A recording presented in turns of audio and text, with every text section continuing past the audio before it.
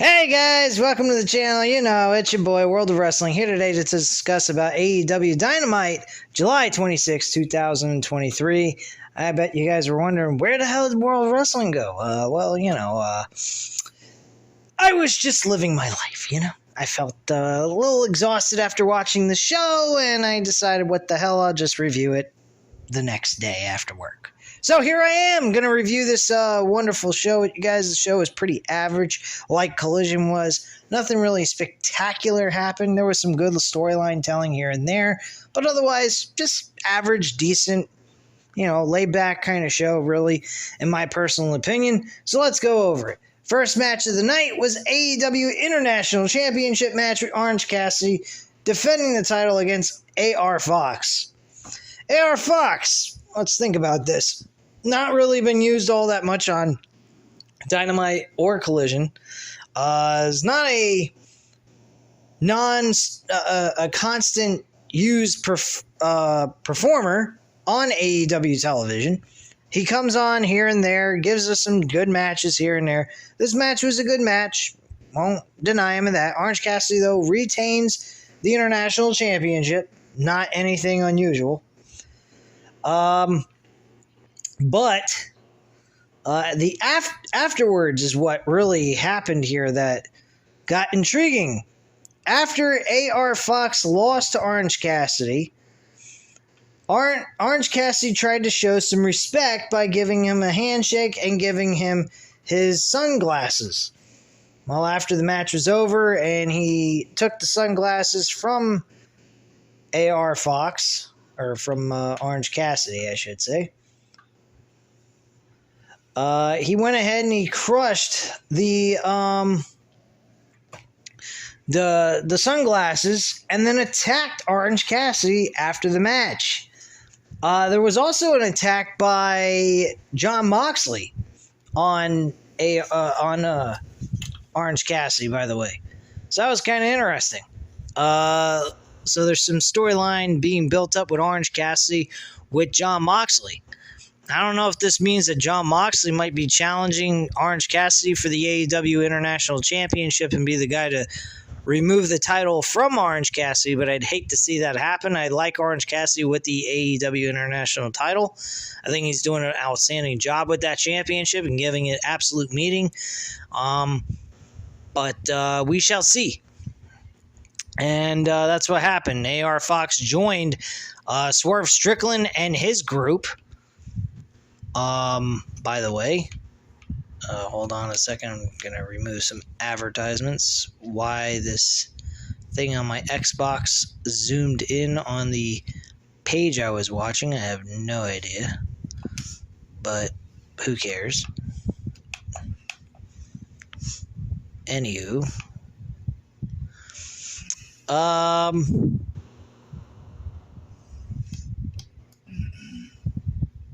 Okay. Let's try this again. I had a little bit of a hiccup here. Anyway.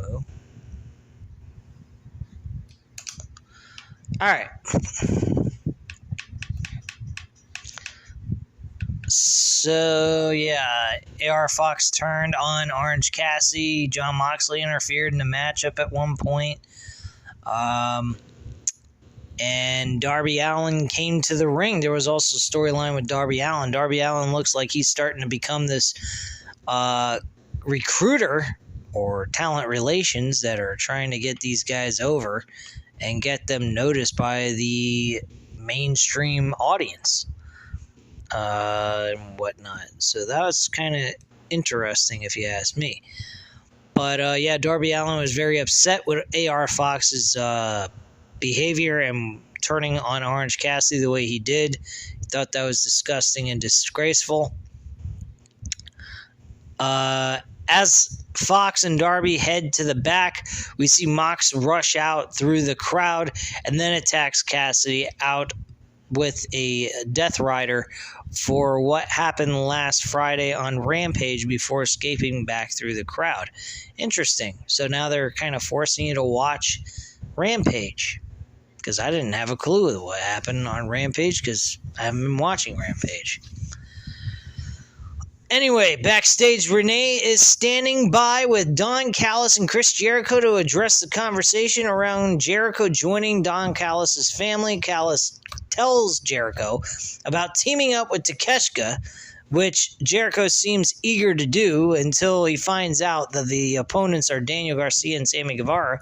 Jericho is very reluctant about it, but agrees to the match before Callis presents the O Show with a painting in honor of their history together. Jericho looks almost speechless about the painting before walking off as we get a rundown of what comes later tonight. Okay. We get a video package, the realization that Hook is no longer FTW champion, raising the questions, what's next? Backstage, Claudio and Yuta address what happened at Blood and Guts and Claudio's victory over Pac at Death Before Dishonor.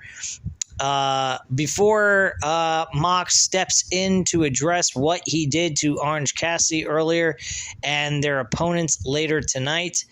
Back at ringside, Tony Schiavone welcomes the new FTW champion, Jack Perry, to the ring, no longer called Jungle Boy, as Perry walks down to the ramp sporting his I Beat Hook t-shirt before entering the ring to some big heat from the crowd. As Tony has asked him about winning the championship, Perry addresses what we saw from Hook moments ago, saying the former champ couldn't hang with the big boys after one loss and took a train to nowhere before running down the FTW's championship's history, saying it only became the real deal after he won it. Perry states running down Taz at the commentary booth before Jerry Lynn comes down to interject, telling Perry about how ECW, I can't believe we're talking about ECW in 2023, folks. Pretty fucking whacked out. How ECW had paved the way for the younger generation. He tells Perry that without ECW there wouldn't be a Jungle Boy, and to see what happens when he keeps running his mouth before squaring up to the new champ, who agrees to a match next week on Dynamite. So Jerry Lynn's coming at her out of retirement for one more match. I'm sure it's going to be a shit fest, folks. I particularly don't even think this is going to be a match. I think it's going to be a no contest, and Jack Perry is going to leave Jerry Lynn in a pool of his own blood. Plain and simple. Backstage, Renee is standing by with Dr. Britt Baker, DMD, ahead of her match against Taya Valkyrie, someone Britt admits to having a lot of respect for, but says that she is still going to beat her tonight, proving why TBS is the Britt show. Terrific. Back at ringside, Pac makes his way to the ring for our next match, followed by his opponent, a man that some would say forget about Pac once upon a time, Gravity. So we get Pac versus Gravity, a Lucha Libre wrestler going against Pac. Pac wins with the brutalizer and forces Gravity to tap out. Decent match, nothing special there. Went up against a weak-ass talent that no one's ever fucking heard of until last night. Big fucking deal. So a random power outage here in the arena led to being unable to see what happened after the match and before the commercial break. Sorry, folks. That's what the WrestlingView.com had to say. So backstage, Renee speaks with FTR ahead of the top guys defending the AEW Tag Team titles against Adam Cole, baby, and the AEW World Champion MJF at Collision on July 29th. That should be a really, really fun show. I cannot wait to watch that Monday night, so I don't have to watch WWE Raw. Thank God for Collision. Gives me a reason to fucking watch something that's pro wrestling for a Monday night. That's what I love about Collision. Wheeler and Hardwood address their history with the world champion before speaking on the fight they look to have with their tag titles on the line. Backstage, Back at ringside, Swerve Strickland makes his way to the ring for our next match. Out next is Darby Allin, accompanied by Nick Wayne, as we get a recap of the Royal Rampage to establish how we got to this match before we get underway. So Swerve Strickland and Darby Allin, very, very entertaining match. Nothing surprising here. Two really outstanding performers. Darby Allin, a far better entertainer and a character that's taken more seriously by AEW's creative. But Swerve Strickland gets the W here. He gets the JML driver by Swerve, who gets the pin and the win. There was actually an attack by AR Fox on Darby Allin because of what happened earlier tonight. So he helped Swerve Strickland get the W and joined his embassy. And now he is part of Swerve Strickland's group. And they also attacked Nick Wayne in the process and beat the shit out of him. So there you go. So for whatever reason, they're making some importance out of AR Fox. Swerve Strickland's getting some W's. Kind of like it. It's a nice little thing that they're doing. AR Fox joining the embassy with Swerve Strickland. Don't really particularly care all that much for that because AR Fox is not that well established yet on AEW television. Excuse me, I almost said television. Trying to say TV, television, and collision at the same time. Real cute there. Anyway, they really haven't established him on television yet.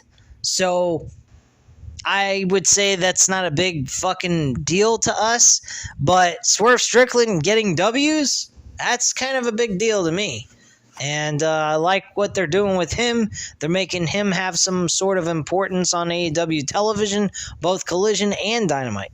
So I like what they're doing with him so far. I hope they continue the work.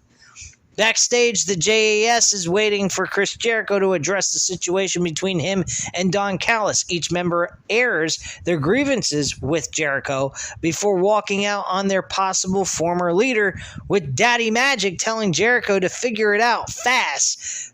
And then we go to commercial break. I was kind of hoping that Matt Menard says, you know what gets my nipples hard? You being my fucking leader. Or some shit like that. That's what I was anticipating for him to say. But it was a serious situation backstage. So, I was just throwing a joke there. Get you guys chuckle, laugh, something. Nothing? Okay, I'll move on. Anyway, video package. There's a video package after losing against the House of Black. What happens next for Billy Gunn and the Acclaimed? I'll tell you what. Nothing. Who cares? Back at ringside, Britt Baker makes her way to the ring for our next match. Out next is Taya Valkyrie, looking to bounce back after recent losses in her journey to the TBS Championship before this match gets underway. Big fucking deal.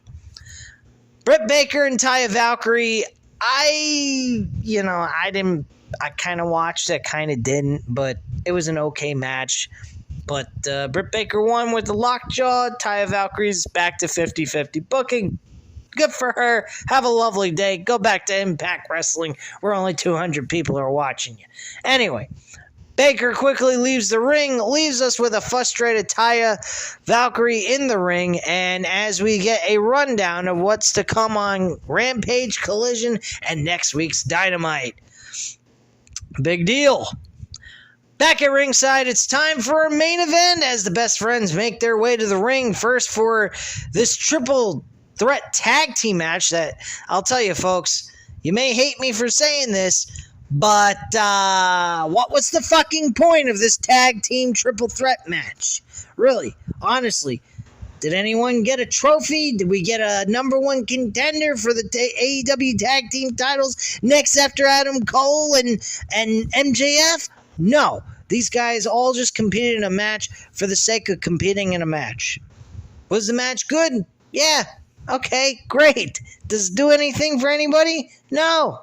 Do I remember who won? No. Do I care? No. But Lucha Brothers win the match with Fear Factor, and they get a win on Claudio. But can't get a pin, as Claudio is not the legal man. The one who comes running in, and a double team by Lucha Brothers leads to Fear Factory by Penta, who gets the pin and the win. So they walk away the winners of this triple threat match. The victors celebrate in the ring as Mox comes checking on Yuta on the outside. Yes, Orange Cassidy got in the middle of this match as well, which is caused a distraction for Jon Moxley, and he got out of the ring to stop Orange Cassidy from destroying everybody. The victors celebrate in the ring as Mox comes to check on Yuta on the outside before they turn their attention to the AEW International Champion, leading to a all-out brawl between several men, while we get an announcement of Jon Moxley, Trent Beretta, and Penta El Zero Medio will face off next week. So now we go from a triple threat tag team match to a triple threat singles match.